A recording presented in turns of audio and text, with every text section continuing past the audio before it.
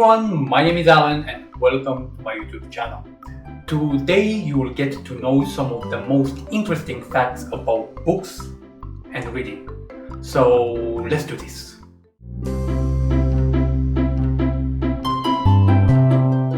Many authors and books have been banned for political and cultural reasons, but there are few authors who succeeded in being banned more than once and sometimes for different books.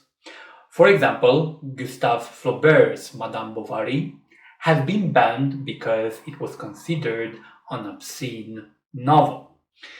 Several books by D.H. Lawrence were banned for the same reason, like Sons and Lovers, Women and Love, The Prussian Officer, and other stories.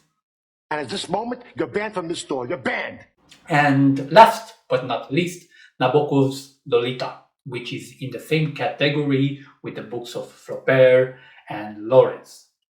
Besides these, J.K. Rowling's Harry Potter series were banned because they were considered not suitable for children because of their depiction of witchcraft. Did you check him for witchcraft? At the moment, the most expensive book in the world is considered the Codex Leicester, which is the original notebook of Leonardo da Vinci and contains the notes and sketches of the famous Renaissance artist. The book was acquired by Bill Gates in the early 90s and the price paid for it was around $30 million. That's too expensive. In Search of Lost Time or Remembrance of Things Past by Marcel Proust is considered the longest book ever written, and it comprises more than 9 million characters. Astoundingly long. It's the most important work written by Proust. In Search of Lost Time is a first-person narrative and it tells stories from the narrator's childhood and adulthood in 19th and 20th century France and how he reflects on these moments. Women buy more books than men. Period. There are statistics that have shown that women make up more than 60% of the customers who purchase books every year. In contrast to women who buy every year 1 to 5 books, men don't spend their money on books. 1 book a year is enough for them. It's called reading. Top to bottom, left to right. Maybe that is the reason why BookTube is attracting more women than men. This goes to another French writer, in this case, Victor Hugo.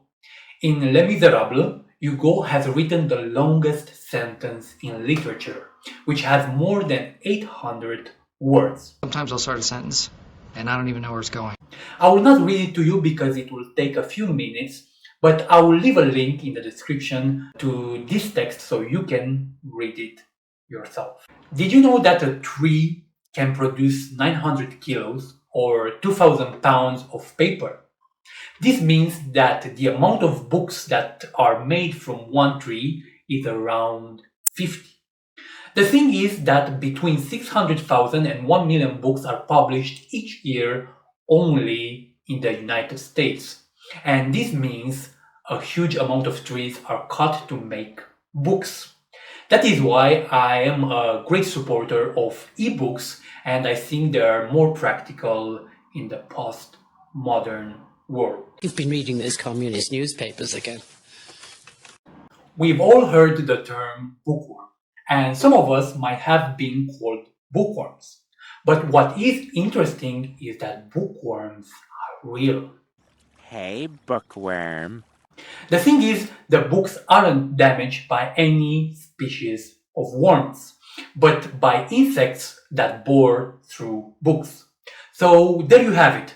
Bookworm is the name given to any insect that eats book bindings. The 26th President of the United States, Theodore Roosevelt, read 1 book a day. That is impressive, no?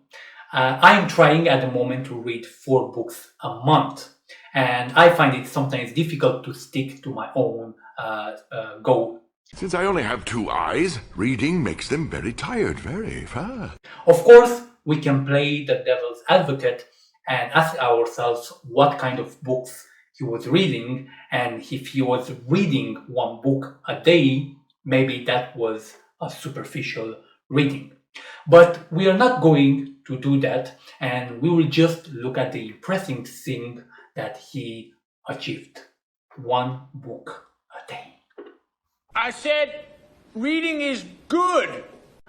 A pretty dark fact about books is that there are several books around the world which are bound in human skin, or what is called anthropodermic bibliophagy.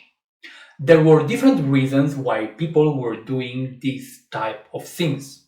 I totally want to cut off your skin and wear it to my birthday. It's coming up. On his deathbed, James Allen decided that 1 copy of the book The Highwayman Narrative of the Life of James Allen, alias George Walton, should be bound in his skin and sent to his doctor and to a man who he tried to rob. In other cases, the skin of criminals was used for books, and there are some writers who suggest that books of erotica might have been bound in human skin. In conclusion, books are not sacred things.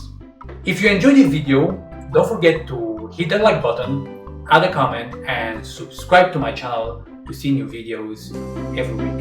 See ya!